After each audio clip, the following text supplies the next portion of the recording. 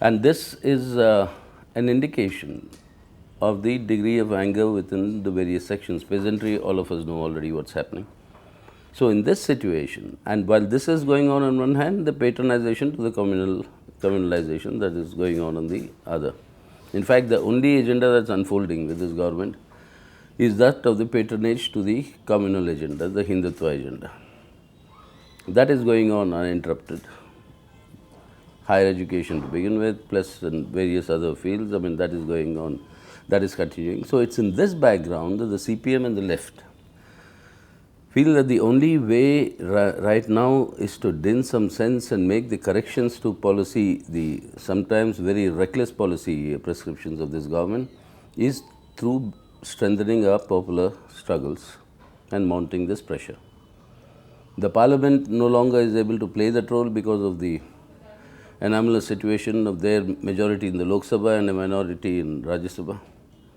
So, it's virtually leading up to a paralysis situation.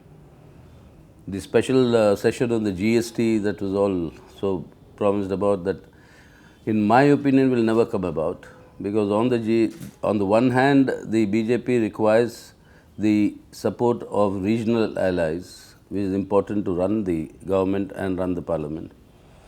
A GST imposition would mean parties like the AIDMK, staying away, which is of crucial importance. Then you have the Trinamool Congress in Bengal, with whom they would want to do it. They are going slow on all that chit fund scams. And then from the other side, from the Bengal side, there is also a certain degree of slowness in attacking the central government. And it also suits their communal agenda. The more the appeal of the Trinamool Congress to the Muslim minorities, the greater is the BJP's draw in the Hindu majority. So, it's sort of a competitive appeasement that is going on there. The land bill, much for justification which the finance minister has given, today he has written an article again giving certain reasons why this is being done, but now is as good as it's not going to see the light of the day in this form in the ordinance. So, everything that is actually in a mess actually, if I can use the word. So, in this situation, the only thing common is, one is this communal polarization, the other one is greater attacks on the working people.